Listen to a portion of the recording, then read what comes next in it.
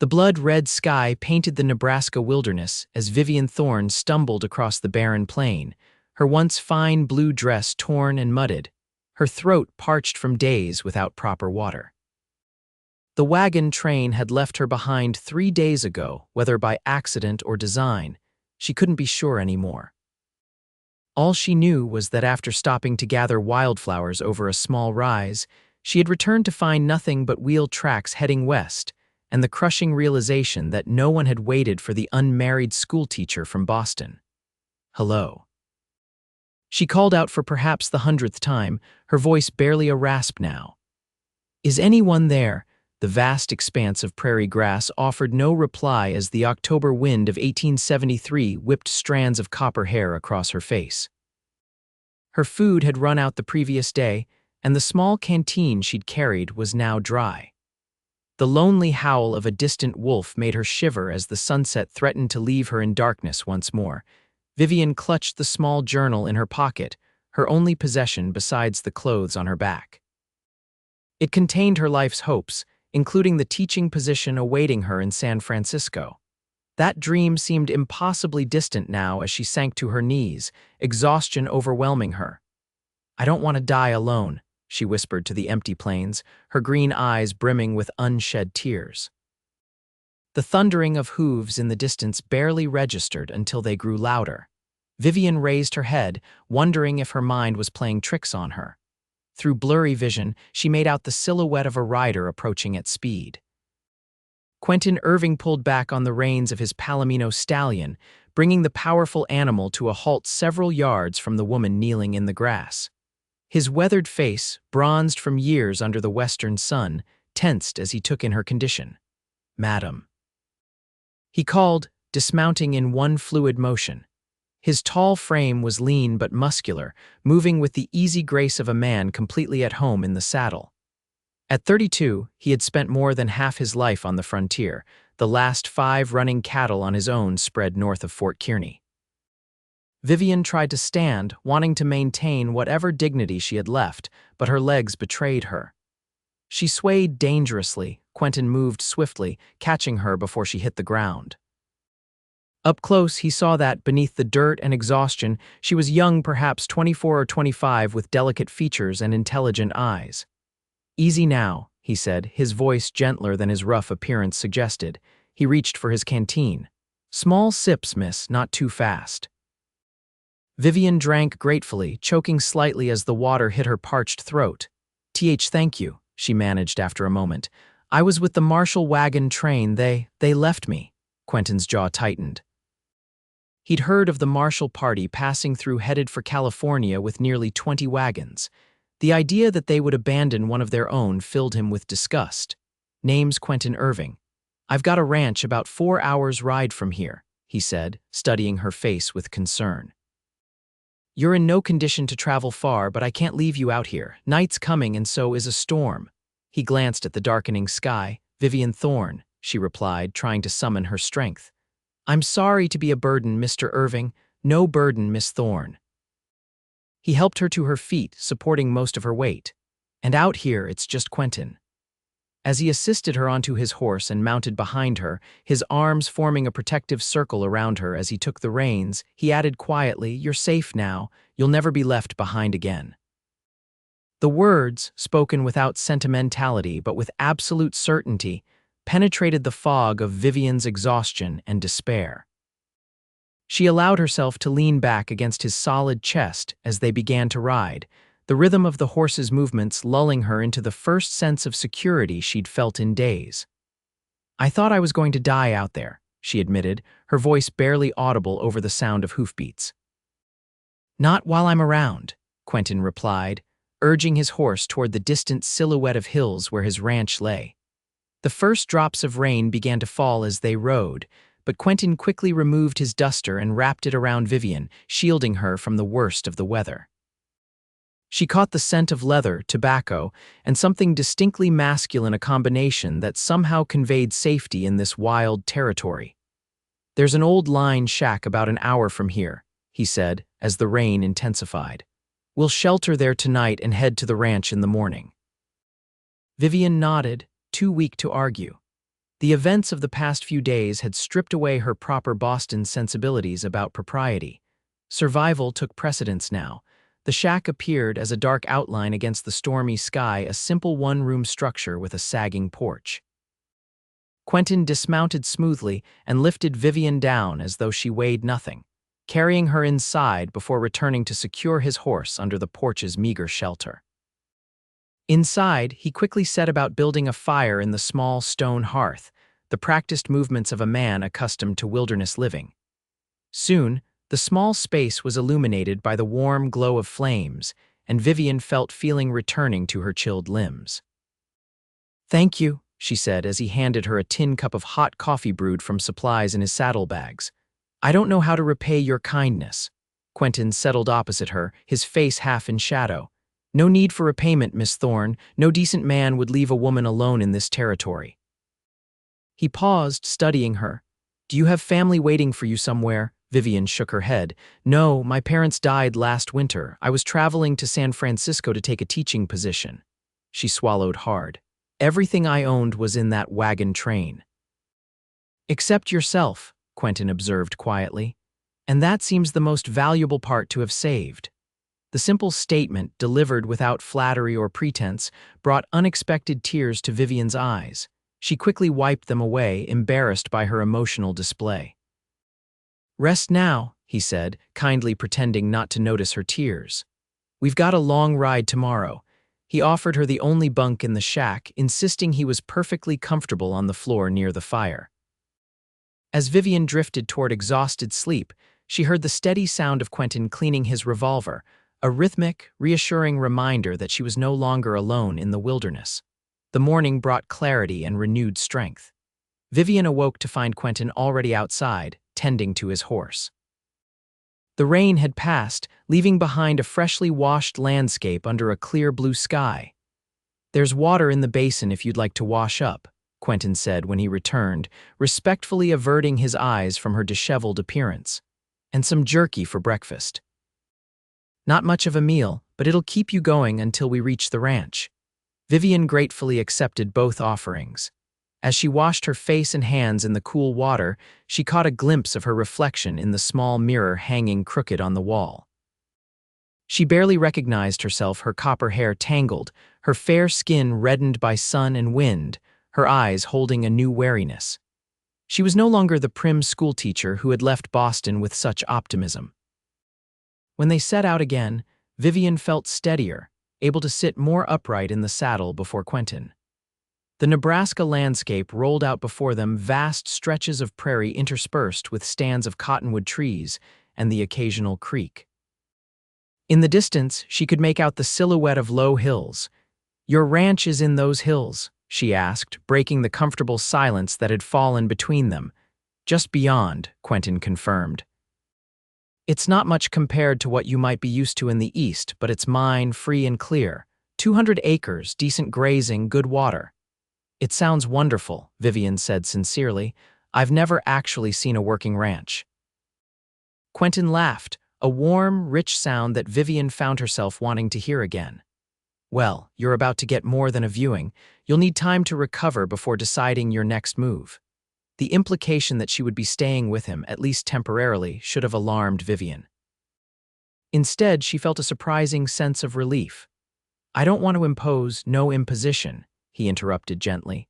"My housekeeper, Mrs. Abernathy, will be glad for female company. That woman's been trying to civilize me for years without much success." As they rode, Quentin pointed out landmarks and wildlife, displaying a deep knowledge of the territory and its inhabitants.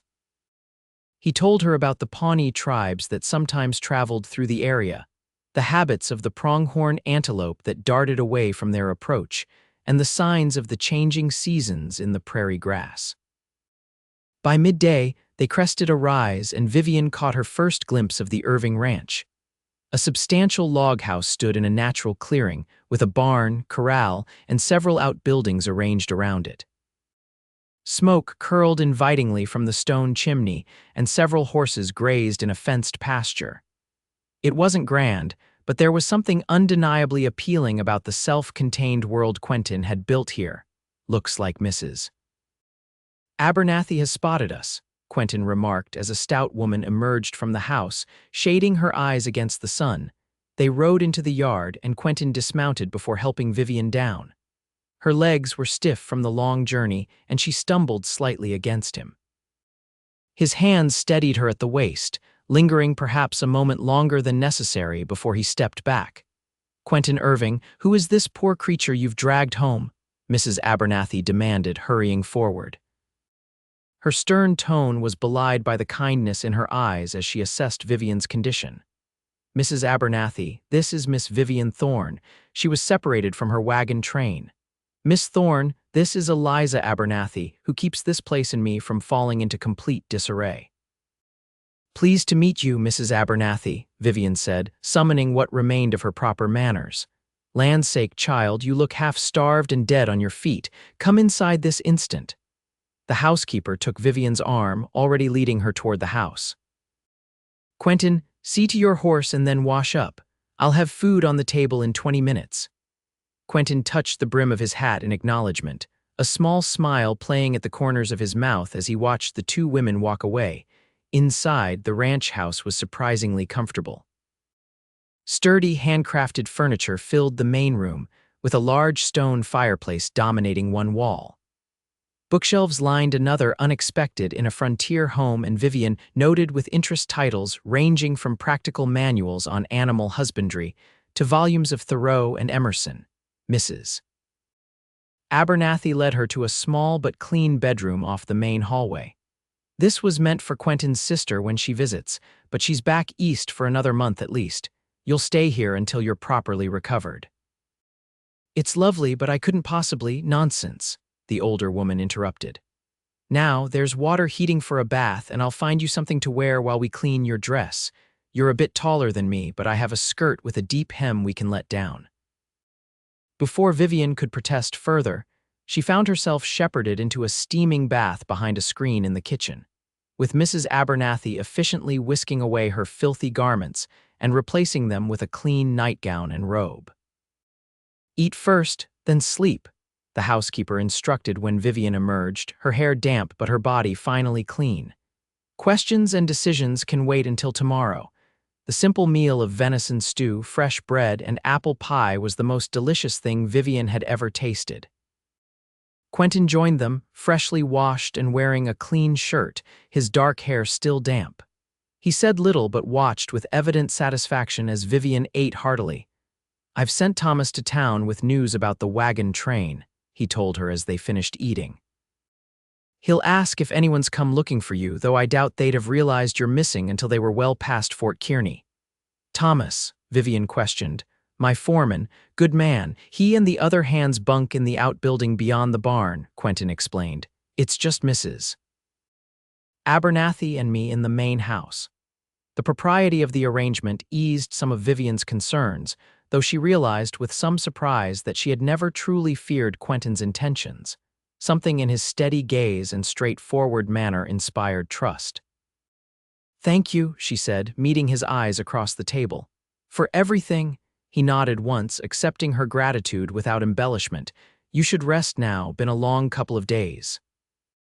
That night, in the unfamiliar but comfortable bed, Vivian lay awake for a time, listening to the unfamiliar sounds of the ranch, the distant lowing of cattle, the occasional whinny of a horse, the creaking of the house as it settled.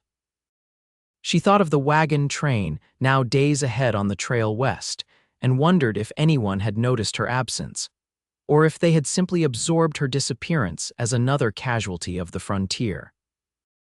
Her last conscious thought before sleep claimed her was of Quentin's words when he'd found her, "You'll never be left behind again." It was an impossible promise for a stranger to make, yet somehow she believed him. The next morning brought sunshine streaming through the curtains, and the unfamiliar luxury of waking naturally without the urgent call to break camp and continue westward. Vivian dressed in the clothes Mrs. Abernathy had altered for her, a simple brown skirt and white blouse that fit surprisingly well, and ventured into the main room of the house. She found Quentin at the large oak table, papers spread before him and a cup of coffee at his elbow. He rose when she entered, a gesture of Eastern politeness she hadn't expected in this frontier setting. "Good morning," he said, his deep voice warming something inside her. "How did you sleep?" "Better than I have since leaving Boston," she admitted. "Your home is very comfortable, Mr. Irving." "Quentin," he corrected gently, "and I'm glad to hear it. Mrs. Abernathy left breakfast keeping warm on the stove. She's gone to gather eggs and pick vegetables from the garden." Vivian helped herself to coffee and a plate of eggs and bacon, suddenly ravenous again. As she ate, Quentin returned to his paperwork, occasionally making notes with a pencil stub. "Ranch accounts," he explained when he caught her curious glance. "Not my favorite part of ranching, but necessary." "Would you like some help?" Vivian offered. "I'm quite good with figures." "I was a school teacher in Boston before deciding to head west." Quentin looked up, studying her with new interest. "Is that so? What made you leave the East for San Francisco?" Vivian set down her fork, considering her answer. "After my parents died, there seemed little reason to stay. My father was a professor at Harvard and my mother taught music. When influenza took them both last winter, our home went to pay debts I hadn't known existed. A former student of my father's wrote about a position at a new school for girls in San Francisco, and it seemed an adventure." She smiled wryly. "More of an adventure than I bargained for, as it turns out." "I'm sorry about your parents," Quentin said, genuine sympathy in his voice. "Losing family is hard, no matter the circumstances." Something in his tone suggested personal experience with loss. Vivian wanted to ask, but felt it would be overstepping. Instead, she finished her breakfast and then moved to sit across from him at the table. "Now, show me these accounts. Perhaps a fresh pair of eyes will help." For the next hour, they worked companionably, Vivian organizing the jumble of receipts and calculations into a more coherent system. Quentin proved to be quick-witted and intelligent, grasping her suggested improvements immediately. "You've saved me hours of frustration," he said finally, leaning back in his chair. "Mrs. Abernathy was right, I should have found a school teacher years ago." The casual remark brought a flush to Vivian's cheeks, though she knew he hadn't meant it as anything but appreciation for her help. "Glad to be useful," she replied, gathering the now organized papers. "It seems only fair to contribute something in return for your hospitality." Quentin's expression sobered. "You don't owe me anything, Vivian. I did what any decent man would do." "Perhaps," she conceded. "But I doubt many would have offered their home so freely." He started to respond, but was interrupted by the arrival of Mrs. Abernathy, her arms full of fresh produce from the garden. "Good, you're up," the housekeeper said to Vivian. "Feeling better, I hope. You certainly look more like yourself." "Much better, thank you," Vivian confirmed. "Is there anything I can help with?" Mrs. Abernathy seemed about to refuse, then reconsidered. "Actually, if you're up to it, I could use help preserving these green beans. They've come in all at once and we'll want them this winter." "I'd be delighted," Vivian said, genuinely pleased to have purposeful work. In the wagon train, everyone had contributed to the common good, and inactivity made her restless. As Quentin left to attend to ranch duties, Vivian followed Mrs. Abernathy to the kitchen. The work was straightforward but satisfying, and as they prepared the beans for canning, the older woman proved to be a treasure trove of information about Quentin and the ranch. "Been here 5 years now," Mrs. Abernathy said, efficiently stringing beans. "Came with nothing but determination and that horse of his. Built most of this place with his own hands." "He seems very capable," Vivian observed, trying to sound casual. Too capable sometimes. Man thinks he doesn't need anyone," the housekeeper said with a sniff. "His folks had a place in Missouri, lost it during the war. Father died at Shiloh, mother a few years later. He was just 17 when he headed west on his own." The information filled in some of the blanks about Quentin, explaining both his self-reliance and the flash of understanding when she'd mentioned losing her parents. "What about his sister?" Vivian asked, recalling the mention of a visiting sister. "Deanna, she's his half-sister, really. His mother remarried a few years after his father died. Deanna's back east now, studying to be a nurse in Philadelphia. Quentin pays for her schooling, sends nearly every spare penny. That's the kind of man he is." Mrs. Abernathy gave Vivian a pointed look. "Not that he'd ever tell you any of this himself. Too proud by half." Throughout the day, as Vivian helped with household tasks, she found her thoughts returning to Quentin. The glimpses she caught of him through the window mending a fence, training a young horse, conferring with his ranch hands revealed a man completely in his element in this rugged country. Late in the afternoon, as Vivian sat on the porch shelling peas, Quentin returned from the far pasture.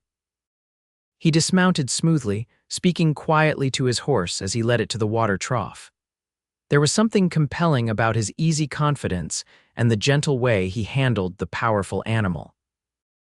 "Making yourself useful, I see," he commented as he approached the porch, removing his hat and running a hand through his dark hair. "Mrs. Abernathy has been kind enough to let me help," Vivian replied, setting aside the bowl of peas. "I'm not accustomed to idleness." Quentin settled on the porch step below her, stretching out his long legs. Thomas returned from town, no word of anyone looking for a missing woman from the Marshall train. Vivian had expected as much, but the confirmation still stung. "I see."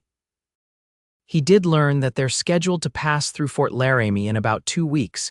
"If you'd like, we could get word to them there." The suggestion was reasonable, but Vivian found herself surprisingly reluctant. To what end? "My belongings are likely gone by now, distributed among the others or abandoned to lighten loads," she sighed.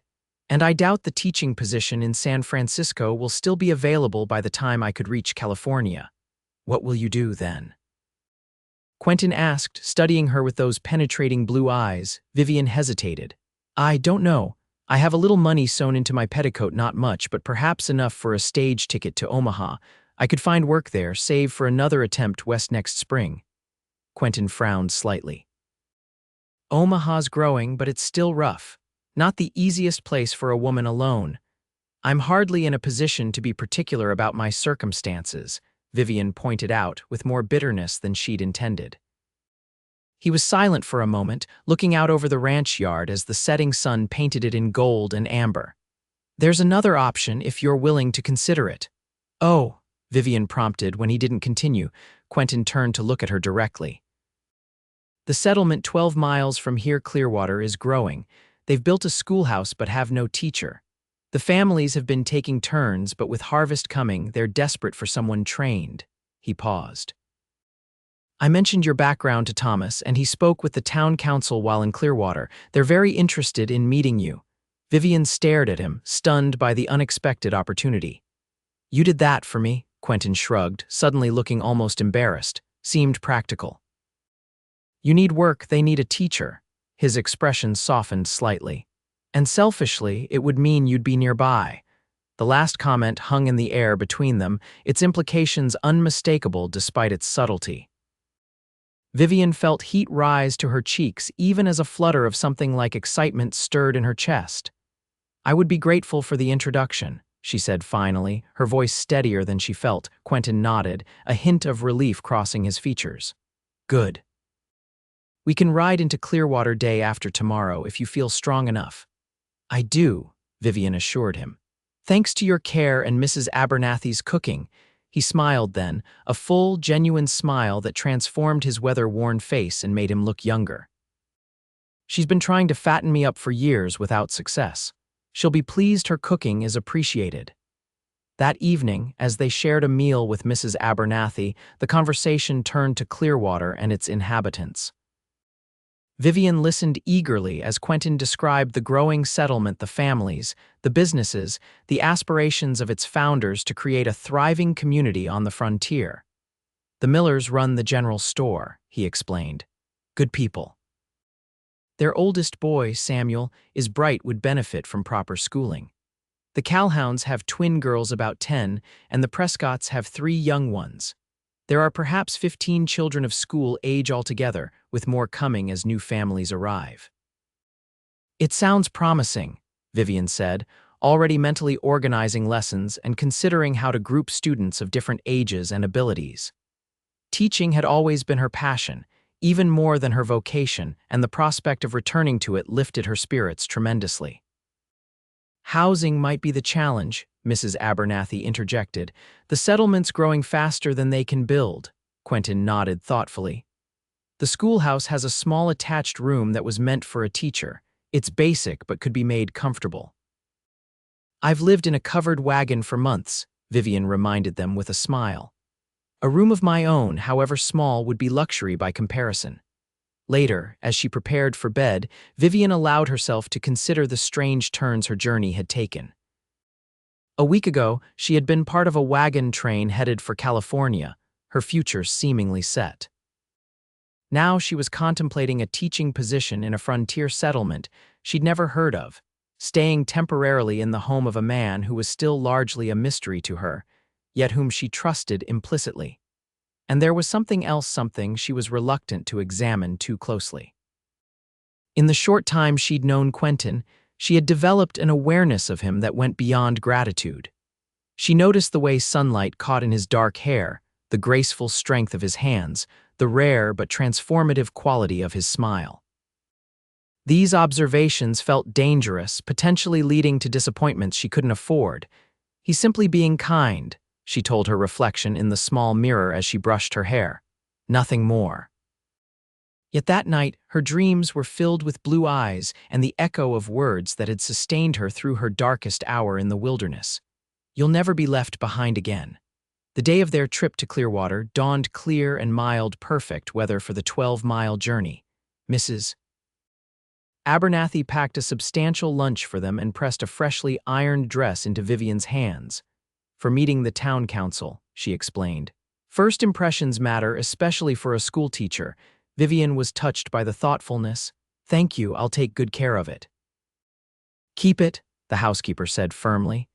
It was Deanna's, but she's outgrown it.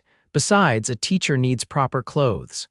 Quentin had hitched his wagon rather than saddling horses, explaining that the smoother ride would be easier for Vivian, who was still regaining her strength. As they set out, the morning sun warming their backs, Vivian felt a surge of optimism she hadn't experienced since before being left behind by the wagon train. You seem in good spirits, Quentin observed, handling the team of horses with practiced ease. I am, Vivian admitted. The prospect of teaching again gives me purpose. I'm grateful you thought of it. He glanced at her, a half smile playing at his lips. Glad to be useful. The gentle teasing, echoing her own words from the day before, made Vivian laugh. The sound seemed to please Quentin, whose smile widened in response. As they traveled, he pointed out landmarks and shared stories about the region the winter 5 years ago when snow had drifted higher than a man's head. The spring cattle drive that had nearly ended in disaster when a flash flood washed out the ford at Beaver Creek. The time he'd encountered a grizzly bear while hunting in the high country. How did you escape? Vivian asked, enthralled despite her horror at the danger he'd faced. Slowly backed away, talking real calm like the whole time, Quentin said with a shrug that belied the peril of the situation. Bears don't much care for conversation, turns out. He wandered off, probably thinking I was the strangest creature he'd ever seen. Vivian couldn't help but laugh at his dry humor. You make life out here sound so matter-of-fact, yet I know how dangerous it can be, Quentin's expression sobered.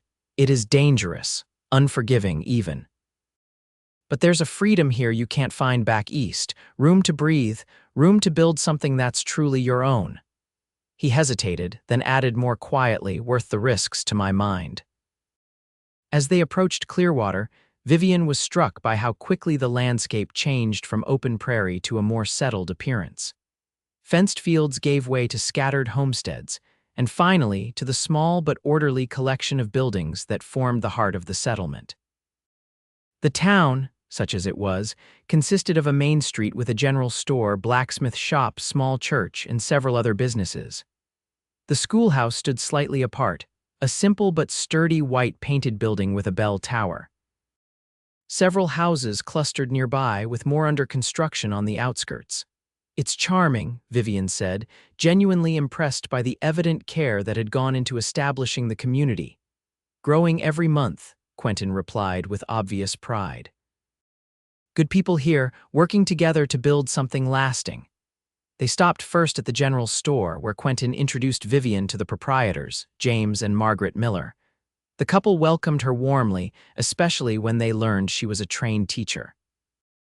Our Samuel reads everything he can get his hands on, Margaret confided.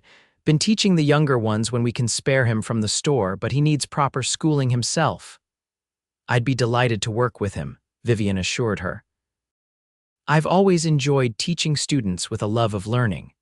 From there, Quentin took her to meet Reverend Holbrook, who chaired the town council and several other prominent citizens. Everywhere they went, Vivian was struck by the genuine welcome she received and the community's eagerness to secure her services as their teacher. By mid-afternoon, she had been officially offered the position, with a modest salary, use of the teachers' quarters behind the schoolhouse, and the promise of fresh provisions from the townspeople's gardens and farms. School would begin in 2 weeks, after the harvest was complete, giving her time to prepare the schoolroom and develop her lessons. "This is more than I dared hope for," Vivian told Quentin as they shared the lunch Mrs. Abernathy had packed, sitting on a bench outside the schoolhouse. "A new beginning, thanks to you." Quentin looked uncomfortable with her gratitude. "You earned it on your own merits, I just made the introduction. Nevertheless, if you hadn't found me on the prairie." She let the sentence hang, not wanting to dwell on what would have been her likely fate. "But I did find you," he said simply, his blue eyes meeting hers with an intensity that made her breath catch. "And I'm beginning to think that might have been the luckiest day of my life." Before Vivian could respond to this unexpected declaration, they were interrupted by the arrival of Samuel Miller, a lanky boy of about 14 with intelligent eyes and a shock of sandy hair. "Pa said you're our new teacher, madam," he said, regarding Vivian with undisguised curiosity. "That's right," she replied, quickly recovering her composure. "I'm Miss Thorne. Pa also said you're staying at Mr. Irving's ranch until the teachers' quarters are ready," Samuel continued, glancing between them with interest. Vivian felt heat rise to her cheeks at the implied impropriety, but Quentin answered before she could formulate a response. "Miss Thorne was separated from her wagon train," he explained, his tone making it clear the boy was overstepping. "Mrs. Abernathy is chaperoning her stay at the ranch until she can move into her own quarters here in town." Samuel looked appropriately chastened. "Yes, sir. Sorry, Miss Thorne. I didn't mean any disrespect." "No offense taken," Vivian assured him. "I look forward to having you in my class, Samuel." "Your mother tells me you enjoy reading." The boy brightened immediately. "Yes, madam, especially adventure stories and history. Then perhaps you'd like to help me organize the school library next week. I understand there are several crates of books that were donated, but haven't been properly shelved yet." Samuel's enthusiastic agreement and subsequent barrage of questions about her teaching plans effectively changed the subject. But Vivian remained acutely aware of Quentin beside her, his earlier words echoing in her mind. "The luckiest day of my life." By the time they started the journey back to the ranch, late afternoon shadows were lengthening across the prairie. Vivian felt a curious mixture of excitement about her new position and reluctance to leave Quentin's proximity once she moved to town. "Penny for your thoughts," he said after they had traveled several miles in companionable silence. "I was thinking about the schoolhouse," Vivian said, which was only partly true. "There's much to be done before classes begin." Quentin nodded. "The town council mentioned hiring one of the local men to build proper desks and benches. I offered my services as well if you have specific requirements." "You've already done so much," Vivian protested. "I like working with my hands," he said simply, "and I believe in what you're doing. Education changes lives. My father taught me that." A shadow crossed his face. "Before the war took him." Vivian hesitated, then gently asked, "How old were you?" 12, Quentin replied. "Old enough to understand what it meant when the telegram came, too young to know how to help my mother through her grief." He glanced at Vivian. "Is that why you became a teacher, because of your parents?" "Yes," she admitted. "They believed knowledge was the greatest gift one could share. My father used to say that a mind, once expanded by new ideas, never returns to its original dimensions." "Wise man," Quentin commented. "My father had similar notions, though less eloquently expressed. He'd have liked you." The simple statement warmed Vivian in a way that had nothing to do with the afternoon sun. "And I think I would have liked him. He raised a good son." Quentin's hands tightened momentarily on the reins, and Vivian wondered if she'd been too forward. But when he looked at her, there was a softness in his expression she hadn't seen before. "Thank you for that," he said quietly. The remainder of the journey passed swiftly, with conversation flowing easily between them. Vivian found herself opening up about her life in Boston, her hopes for the future, and even some of her fears about beginning anew in this untamed territory. Quentin listened attentively, offering insights and occasional gentle humor that made her feel both understood and respected. By the time they reached the ranch, the sun was setting, bathing the buildings in golden light. Mrs. Abernathy met them on the porch, eager to hear about their day. "They've offered me the teaching position," Vivian told her, unable to keep the excitement from her voice. "School begins in 2 weeks after the harvest." "Of course they offered it to you," the housekeeper said with satisfaction. "Anyone with sense would snatch up an educated Boston lady to teach their children." She ushered them inside, where the aroma of roast beef and apple pie filled the air. "Now come eat while you tell me all about it." Over dinner, Vivian recounted her meetings with the townsfolk of Clearwater, her impressions of the schoolhouse, and her plans for organizing classes. Quentin added his own observations, his evident pride in her accomplishments making Vivian feel both pleased and slightly confused about the nature of their developing relationship. Later, as Mrs. Abernathy cleared the dishes, insisting she needed no help, Quentin invited Vivian to join him on the porch. "Best time of day," he explained as they settled into the wooden chairs, watching as the last light faded from the sky and stars began to appear. "When the work is done but night hasn't fully claimed the land." Vivian wrapped a shawl around her shoulders against the evening chill. "It's beautiful," she agreed, gazing up at the vast expanse of stars, more brilliant here than she had ever seen in Boston. They sat in comfortable silence for a time, listening to the night sounds of the prairie, the chirping of crickets, the distant howl of a coyote, the soft nickering of horses in the barn. "I've been thinking," Quentin said finally, his deep voice breaking the peaceful quiet. "About your move to Clearwater." "Oh," Vivian prompted when he didn't continue, "the teachers' quarters won't be properly habitable for at least a week. Reverend Hallbrook mentioned they need to repair the roof and build some basic furniture." He hesitated. "You're welcome to stay here until then. Mrs. Abernathy would be pleased to have your company longer, and it would give you time to recover your full strength before taking on the rigors of teaching." Vivian considered the offer. The practical side of her recognized the wisdom in it. She was still regaining her stamina after her ordeal on the prairie. But another part of her, the proper Boston schoolteacher, was acutely aware of the potential for gossip if she remained at the bachelor rancher's home much longer, regardless of Mrs. Abernathy's presence. "That's very kind," she said carefully. "But I wouldn't want to cause talk that might damage my standing with the parents of my future students." Quentin nodded, accepting her concern without argument. "Understandable. Perhaps there's a compromise. The Millers mentioned they have a spare room now that their eldest daughter has married. They might be willing to host you until the teachers' quarters are ready." "That seems a sensible solution," Vivian agreed, ignoring the tiny pang of disappointment at the thought of leaving the ranch so soon.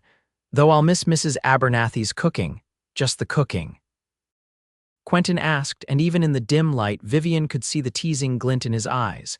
"And the company," she admitted softly. "Both hers and yours." Quentin leaned forward slightly, his expression turning serious.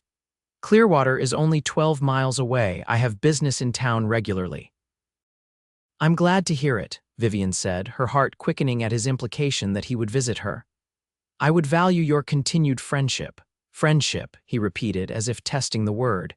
"Yes, that's a good starting point." The qualifier hung between them, laden with possibility. Vivian found herself unable to look away from his steady gaze, aware that they were approaching a threshold neither had intended to reach so quickly. The moment was broken by Mrs. Abernathy, who stepped onto the porch with a lantern. "Getting chilly out here," she observed, though her knowing look suggested she was well aware of what she might have interrupted. "I've heated water for tea if either of you would like some." "Thank you, Mrs. Abernathy." "That sounds lovely," Vivian said, grateful for the interruption even as part of her regretted it. As they followed the housekeeper inside, Quentin's hand brushed against Vivian's briefly, perhaps accidentally, but the contact sent a warmth through her that had nothing to do with the promised tea. The next week passed in a flurry of activity.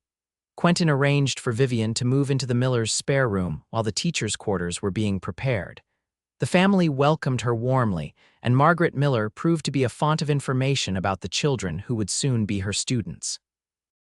Vivian spent her days at the schoolhouse, cleaning and organizing with the help of several town volunteers. Samuel Miller was particularly dedicated, eagerly assisting her in cataloging and shelving the donated books and offering insights about his fellow students.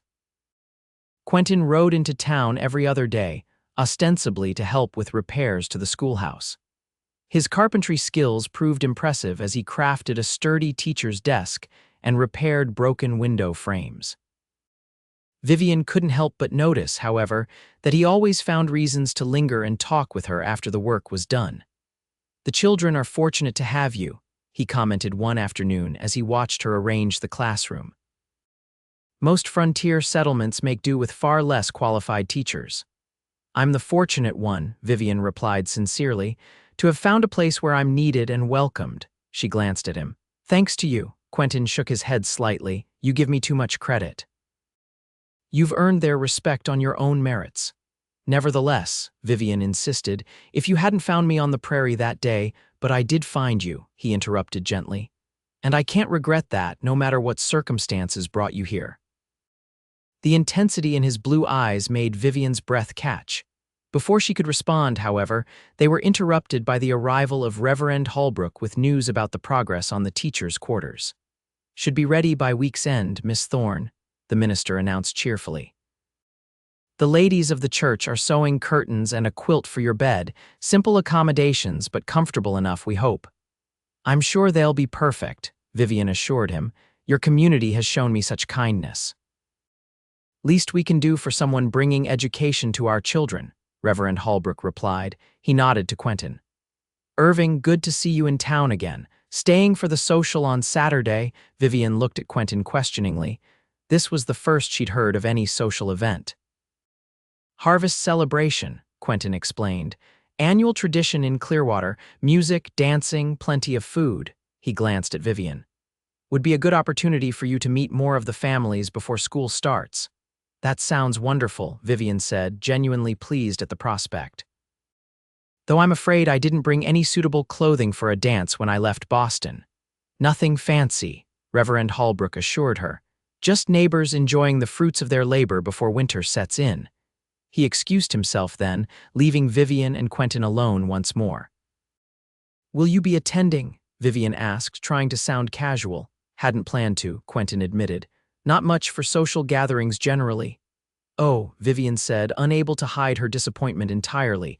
"Of course I understand."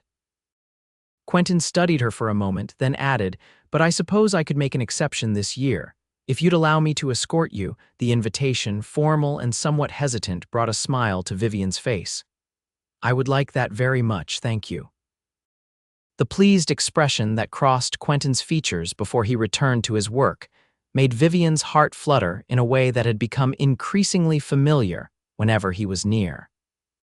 The evening of the harvest social arrived clear and mild, with a full moon rising over the prairie as Quentin drove his wagon to the miller's house to collect Vivian. He had made an effort with his appearance, she noticed immediately. His dark hair was neatly combed, his shirt crisp and white against the tan of his skin, his usual work clothes replaced by clean dark trousers and a vest. "You look very nice," she said as he helped her into the wagon. "Cleaned up well enough, I hope," Quentin replied, a touch self-consciously. Mrs. Abernathy insisted on pressing this shirt within an inch of its life. Vivian laughed, then gestured at her own attire, a simple blue dress borrowed from Mrs. Miller, hastily altered to fit her taller frame. "I'm afraid I'm similarly indebted to Mrs. Miller for ensuring I wouldn't embarrass myself tonight." "You could never look anything but lovely," Quentin said with such straightforward sincerity that Vivian felt herself blush. The social was held in the church, its pews pushed to the walls to create an open space for dancing. Tables laden with food lined one side of the room, while a small group of local musicians, a fiddler, a guitarist, and a man with a harmonica provided lively music. As Quentin had predicted, the gathering gave Vivian the perfect opportunity to meet more of Clearwater's residents, particularly the parents of her future students. She found herself warmly welcomed, with many expressing their gratitude that a qualified teacher had arrived in their community. "We've been praying for someone like you," Eliza Calhoun told her as she introduced her twin daughters. "The girls are so excited to start proper lessons." Throughout the evening, Vivian was aware of Quentin's presence nearby. Though he spoke with various ranchers and farmers about business matters, his attention seemed to return to her constantly.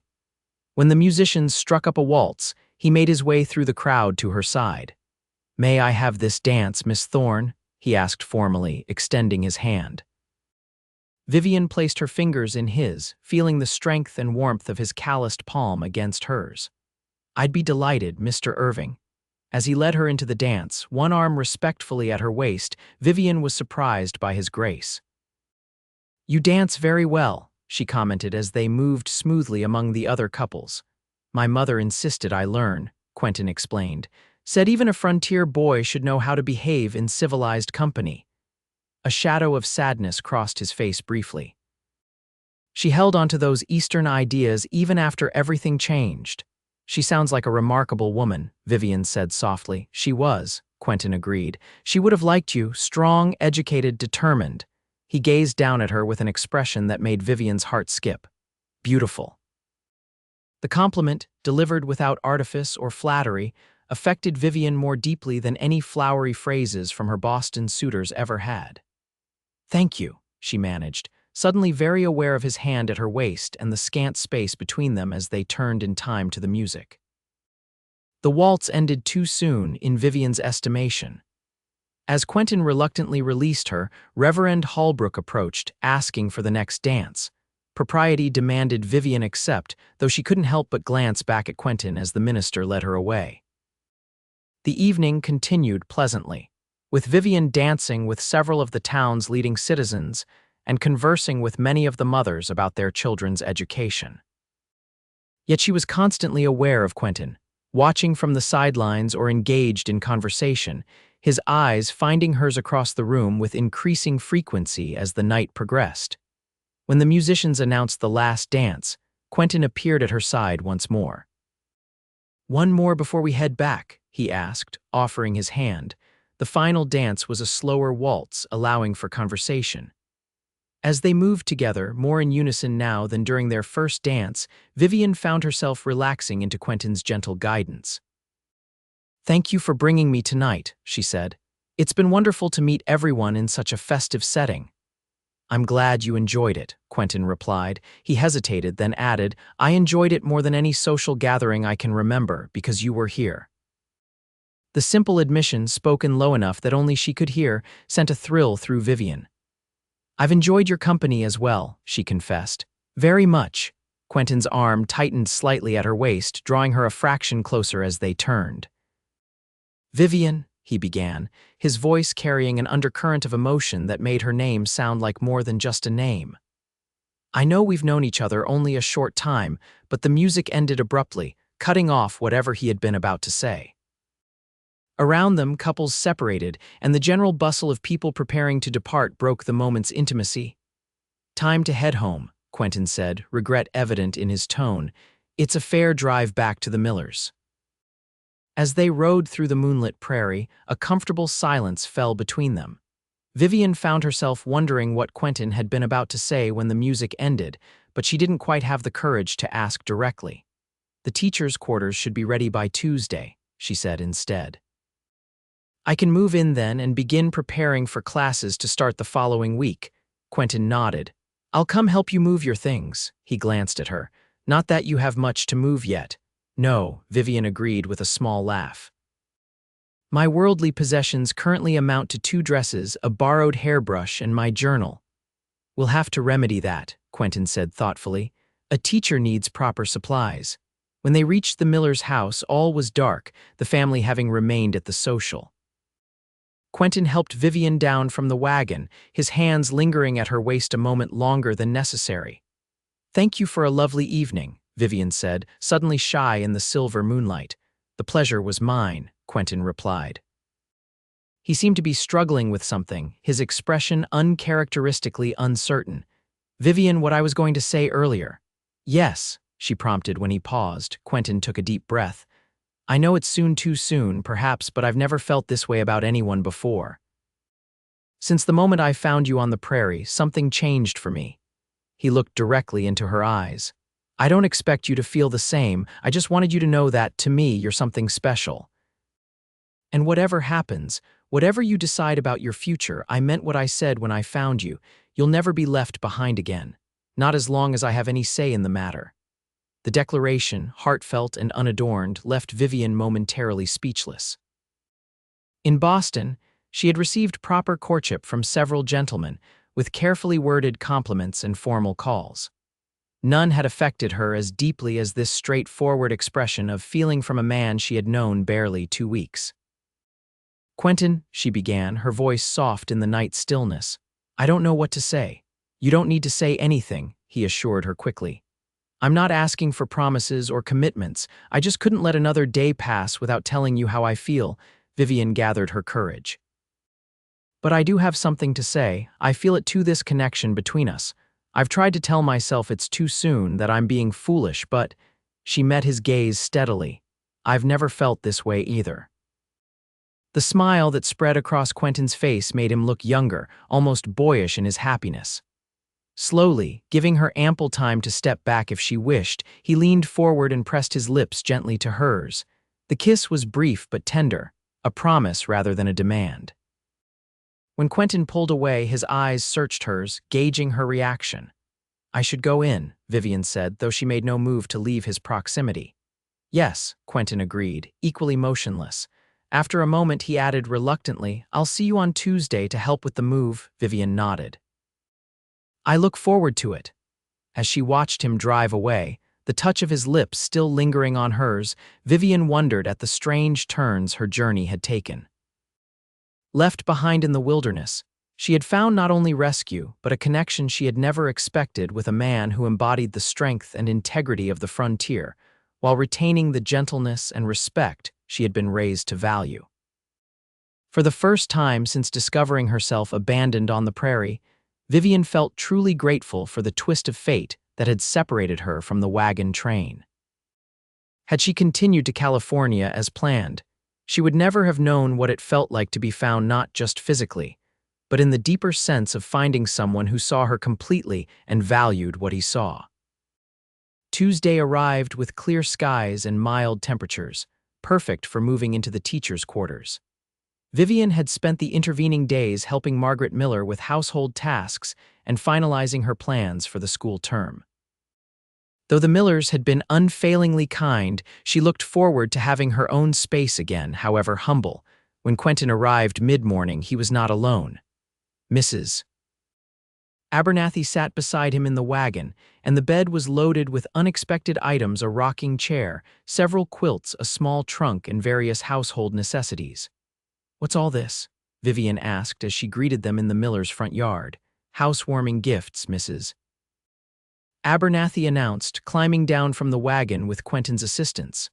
"No teacher of ours is going to live like a pauper if I have anything to say about it." "Ours," Vivian repeated, glancing at Quentin with a raised eyebrow. "Clearwater's," the housekeeper clarified, though her knowing look between Vivian and Quentin suggested she was well aware of the developments in their relationship. "Though this one," she added, gesturing at Quentin, "has been working day and night on some of these items." Quentin looked slightly embarrassed by this revelation. "Just wanted to make sure you'd be comfortable," he said to Vivian. "The rocking chair is new, thought you might like somewhere to sit while preparing your lessons." Touched by his thoughtfulness, Vivian placed her hand on his arm. "It's perfect, thank you." Mrs. Abernathy coughed discreetly. "Well, let's get these things to your new home, shall we? Can't stand around all day making eyes at each other." The teachers' quarters, attached to the rear of the schoolhouse, consisted of a single room with a small kitchen area and a curtained-off sleeping space. Simple but clean, with whitewashed walls and a polished wood floor, it had been transformed since Vivian had last seen it. Curtains hung at the windows, a braided rug covered part of the floor, and a small bookshelf had been installed along one wall. The ladies of the church have been busy, Mrs. Abernathy observed approvingly as they entered. It's lovely, Vivian said sincerely, far more than I expected. With Quentin and Mrs. Abernathy's help, the room quickly took shape as a comfortable living space. The rocking chair was positioned near the window for optimal reading light, the trunk containing additional clothing Mrs.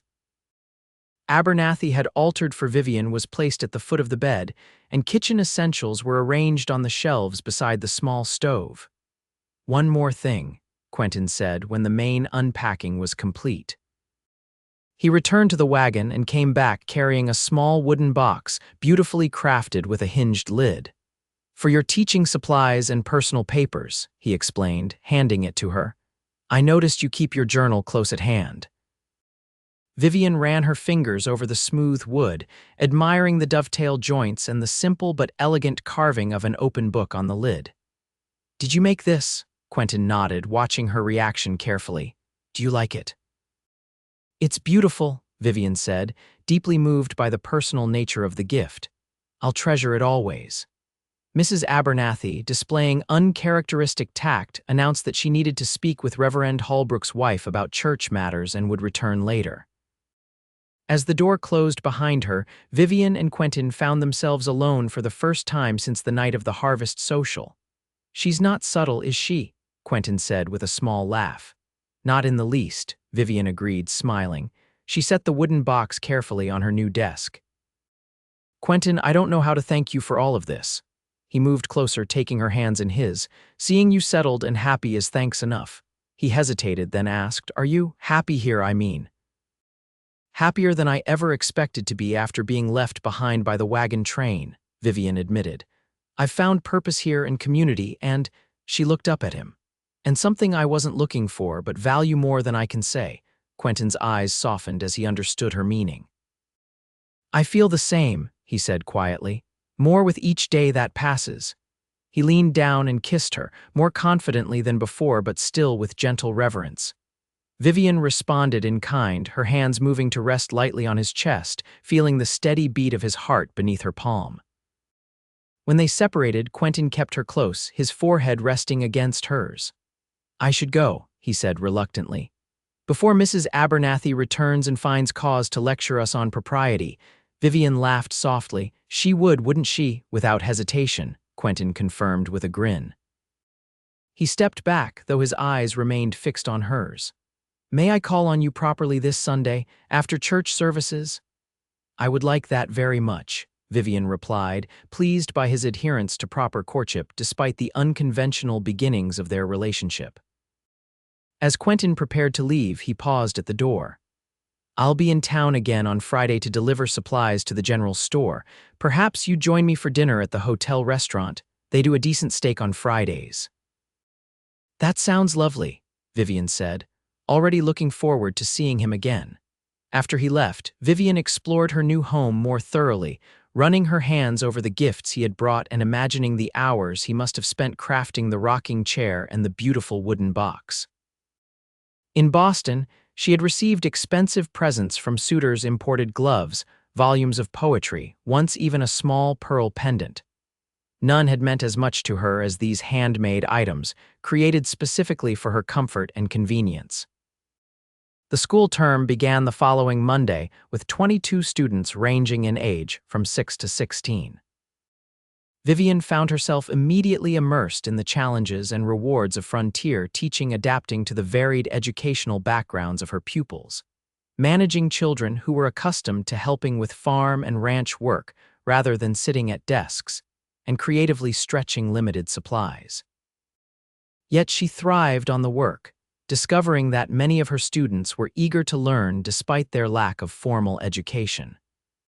Samuel Miller proved to be an excellent assistant with the younger children, and several of the older girls showed particular aptitude for mathematics and science that Vivian was determined to nurture.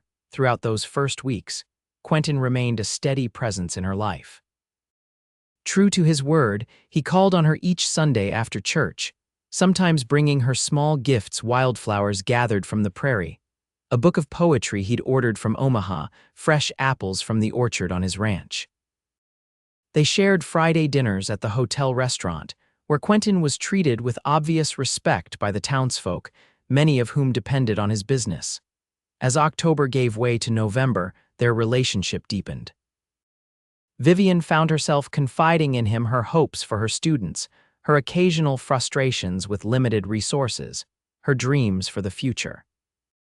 In turn, Quentin shared more of his own history, the struggles after losing his father, his determination to build something lasting on the frontier, his pride in helping his half-sister pursue her nursing education. "She writes that she'll be visiting at Christmas," he told Vivian one crisp Sunday afternoon as they walked along the creek that ran behind the schoolhouse. "She's eager to meet you." "I look forward to meeting her as well," Vivian replied, secretly pleased that Quentin had evidently written to his sister about her. "Will she stay long?"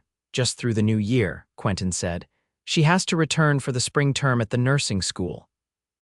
He hesitated, then added, "I was hoping you might join us at the ranch for Christmas dinner. Mrs. Abernathy is already planning a feast and—" He glanced at her, a touch of vulnerability in his usually confident expression. "It would mean a lot to me to have you there." Vivian squeezed his hand, which had been holding hers as they walked. "I would be honored," she said softly. As they continued their stroll, the late autumn sunlight glinting on the creek's surface, Vivian reflected on how quickly her life had transformed. 3 months ago, she had been traveling west with strangers, carrying all her hopes in a single trunk. Now she had a home, a position she loved, and a man walking beside her who had come to mean more than she had ever thought possible. "What are you thinking about?" Quentin asked, noticing her contemplative expression. "How strange life's paths can be," Vivian replied honestly. "If the wagon train hadn't left me behind, I would be in San Francisco now, teaching in a city school. I might never have known this place existed or met you." Quentin stopped walking, turning to face her fully. "Do you ever regret it, being left behind?" Vivian didn't hesitate, not for a moment. "What seemed like the worst day of my life led me to the best parts of it." She reached up to touch his cheek. "Led me to you." The look that crossed Quentin's face, a mixture of tenderness, wonder, and something deeper, made Vivian's heart quicken. He covered her hand with his own, turning his face slightly to press a kiss to her palm. "I've been thinking," he said, his voice low and serious, "about the future." "Oh." Vivian prompted when he paused. Quentin took a deep breath. "I know it hasn't been long and I don't want to rush you, but I also want you to know that my intentions are honorable and—" He met her eyes directly. "And I love you, Vivian. I think I have since the moment I found you on the prairie." The declaration, though not entirely unexpected given the progression of their relationship, still filled Vivian with a joy so intense it was almost overwhelming. "I love you too," she whispered, the words coming easily and truthfully. "I've been afraid to say it, afraid it was too soon, but it's been true for weeks now." The smile that lit Quentin's face made him look younger, unburdened by the responsibilities he carried. He drew her into his arms, holding her close as if she were precious beyond measure. When he kissed her this time, there was a new certainty in it, a promise of a shared future that made Vivian's heart soar. "I'm not proposing yet," Quentin said when they finally separated, though he kept her within the circle of his arms. "Not because I have any doubts, but because I want to do it properly. You deserve that." Vivian laughed softly, resting her head against his chest. "And here I thought frontier courtship might be less formal than in Boston." "In some ways," Quentin agreed, his voice rumbling pleasantly under her ear. "But when a man finds the woman he wants to spend his life with, some traditions are worth honoring." As they walked back toward town, hand in hand in the fading afternoon light, Vivian felt a sense of peace and rightness she had never known before. The wilderness that had once threatened to claim her life had instead led her to a new one, richer and more fulfilling than she could have imagined. The weeks leading up to Christmas passed quickly, filled with school activities, preparation for the holiday program, and increasingly frequent snowfalls that transformed the prairie landscape into a glittering white expanse. Vivian's students presented a Christmas pageant for the community that was received with enthusiastic approval, cementing her position as a valued member of Clearwater society. 2 days before Christmas, Quentin arrived in town with his sister Deanna, who had traveled from Philadelphia for the holiday.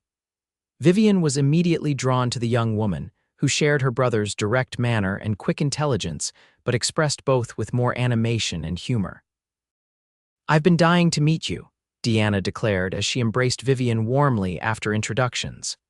"Quentin's letters have been full of nothing but Miss Thorne this and Miss Thorne that for months now." "Deanna," Quentin warned, though his expression was more amused than truly embarrassed. "Well, it's true," his sister insisted. "I've never seen him so, affected by anyone before," Vivian laughed, already comfortable with the younger woman's forthright manner. "I assure you the feeling is mutual. Your brother has been a blessing in my life since the day he found me." Deanna's expression softened. "He told me about that, how he found you abandoned on the prairie. It must have been terrifying for you." "It was," Vivian admitted, "but sometimes the worst moments lead us to the best ones." She glanced at Quentin, who was watching her with undisguised affection. "I wouldn't change what happened now, knowing where it led me." Christmas Day dawned bright and cold, with fresh snow covering the ground and decorating the pine trees surrounding Quentin's ranch. Vivian arrived early, having accepted Quentin's offer to send a wagon for her the previous evening. The house was festively decorated with pine boughs, red ribbons, and candles, evidence of Mrs. Abernathy's determination to create a proper holiday atmosphere. Diana greeted her enthusiastically, pulling her into the kitchen where she and Mrs. Abernathy were preparing the holiday meal. "We're making Mother's special cranberry sauce," she explained, "and Quentin shot the fattest turkey I've ever seen." The day passed in a blur of cooking, conversation, and laughter. Deanna regaled them with stories of her nursing studies, while Mrs. Abernathy shared tales of Christmases passed on the frontier. Quentin seemed content to listen, his eyes frequently seeking Vivian's across the room, his expression warm with unspoken emotion.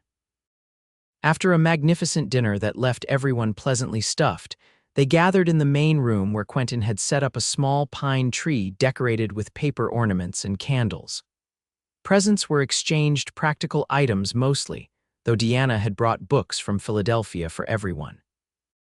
"One more gift," Quentin said when the others had been opened. He handed Vivian a small package wrapped in brown paper and tied with string. Curious, Vivian unwrapped it carefully to reveal a small leather-bound volume. Opening it, she gasped softly. Inside were handwritten poems and short reflections, the penmanship unmistakably Quentin's.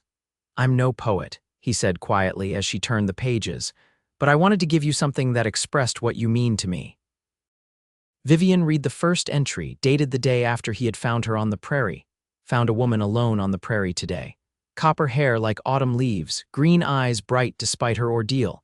Something about her stays with me, strength, perhaps, or grace in the face of abandonment. I told her she would never be left behind again, a promise I intend to keep." Tears welled in Vivian's eyes as she looked up at him. "Quentin, this is beautiful," Deanna and Mrs. Abernathy exchanged knowing glances before the housekeeper announced that she needed Deanna's help in the kitchen with the washing up. They retreated, leaving Vivian and Quentin alone by the tree. "There's something else," Quentin said once they were alone, "something I've been wanting to ask you." Vivian's heart quickened as he took her hands in his. The flickering candlelight from the tree illuminated his face, highlighting the earnestness of his expression. "Vivian Thorne," he began, his deep voice steady despite the emotion evident in his eyes. "These past months have been the happiest of my life. Finding you was no accident. I believe it was Providence, bringing me to exactly where I needed to be at exactly the right moment." He paused, drawing a deep breath. "I love you. I want to build a life with you, to face whatever the future holds together." He released one of her hands to reach into his pocket, withdrawing a small ring with a single pearl set in gold. "This was my mother's," he explained. "She made me promise to give it only to the woman who captured my heart completely." His blue eyes met hers directly. "Will you marry me, Vivian? Will you be my wife, my partner, the mother of my children someday?" Though Vivian had suspected this might be coming, the actual moment still took her breath away. Looking into Quentin's eyes, she saw everything she had ever wanted but never truly believed she would find: love, respect, partnership, and a promise of fidelity that she knew in her soul he would never break. "Yes," she whispered, her voice catching with emotion. "Yes, Quentin, I will marry you." The joy that transformed his face was something Vivian knew she would remember until her dying day.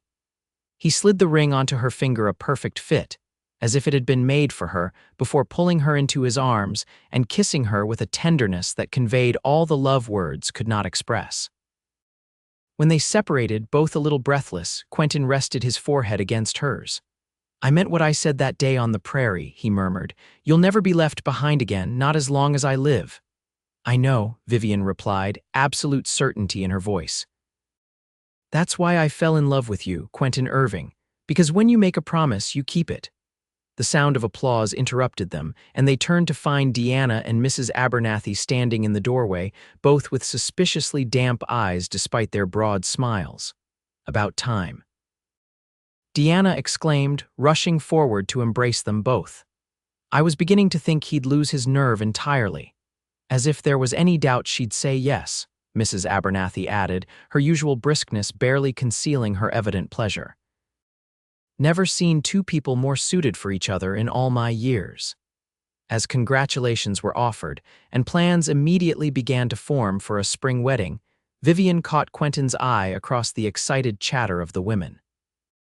In his steady gaze, she saw the future stretching before them, a future built on love, trust, and the unbreakable bond formed in the moment he had found her alone in the wilderness and promised she would never be abandoned again.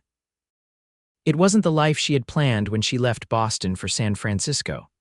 It was, she reflected as Quentin drew her close once more, infinitely better. The wedding took place the following April, when the prairie was alive with wildflowers and new grass. The entire community of Clearwater attended, along with ranchers and farmers from miles around who had come to respect Quentin and had grown fond of the determined young schoolteacher who had brought education and refinement to their frontier settlement. Vivian wore a simple white dress that Mrs. Abernathy and several ladies from the church had worked on for months, with lace trim sent by Deanna from Philadelphia.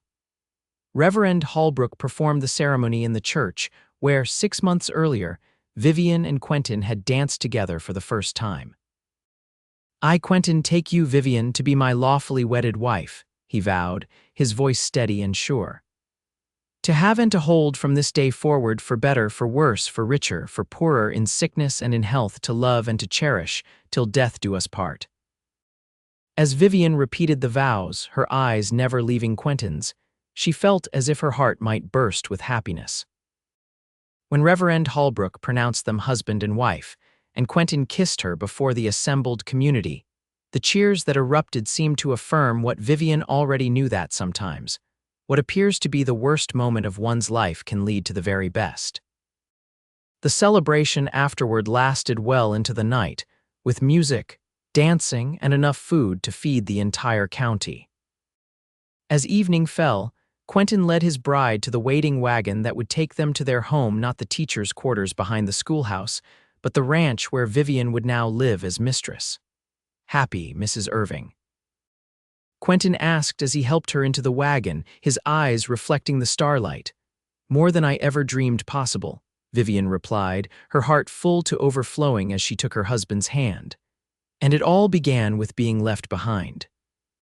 Quentin settled beside her, taking the reins in one hand while keeping the other firmly clasped with hers. "The best beginning to the best story," he agreed, leaning over to kiss her once more before urging the horses forward, toward home and the future they would build together. Epilogue: 5 years later, Vivian sat on the front porch of the Irving ranch house, rocking gently as she watched her husband teaching their 3-year-old son, James, to ride his first pony. The little boy, with his father's dark hair and his mother's green eyes, clung to the saddle with determined concentration while Quentin led the gentle mare in circles around the yard. "Look, Mama, I'm riding," James called out proudly. "I see you, darling." Vivian replied, smiling at the serious expression on her son's face, so like his father's when he was focused on a task in her lap. 8-month-old Eleanor slept peacefully, one tiny hand curled around her mother's finger. The baby had Vivian's copper hair, and, according to Quentin, her mother's spirit as well, already showing signs of the determination that had helped Vivian survive being abandoned on the prairie years ago. So much had changed since that day. The ranch had prospered under Quentin's careful management, expanding to include more land and cattle. The house had been enlarged to accommodate their growing family, with a dedicated study for Vivian to continue her educational work during the months she wasn't actively teaching. She had maintained her position at the Clearwater School until James was born, then trained a former student to take over the daily lessons while she developed a curriculum that was now being used in several frontier settlements. The wooden box Quentin had made for her was still in use, though now it held children's drawings alongside her teaching materials. Mrs. Abernathy remained with them, declaring that she was too old to break in a new employer, and besides, someone had to make sure those children were raised properly. Her gruff exterior had melted completely when it came to the Irving children, whom she spoiled shamelessly while pretending to maintain strict discipline. Deanna visited regularly, having completed her nursing training and now working at a hospital in Omaha close enough for frequent trips to see her brother's family. She had become Vivian's dear friend as well as sister-in-law, their correspondence a constant source of joy and connection to the wider world. As Vivian watched Quentin lift James from the pony, swinging him high in the air to the little boy's delighted squeals, she felt the familiar swell of love and gratitude that had become the backdrop of her daily life. The man who had found her at her lowest moment had become the center of her greatest happiness, his steady presence the foundation upon which their family had been built. Quentin caught her watching and smiled that same warm, genuine smile that still made her heart skip even after years of marriage. With James perched on his shoulders, he crossed the yard to join her on the porch. "Future rancher in training," he announced, lifting the boy down to sit beside his mother and sister. "Takes to the saddle like he was born to it." "Like his father," Vivian observed fondly. Quentin leaned down to kiss her lightly, then settled beside her on the porch swing, one arm stretched along the back behind her shoulders. James immediately climbed into his lap, while Alina continued to sleep peacefully against her mother. "Did I ever tell you," Quentin said as they gazed out over their land together, "that finding you was the luckiest day of my life?" "Once or twice," Vivian replied with a smile, leaning into his embrace. "And being found by you was the luckiest day of mine."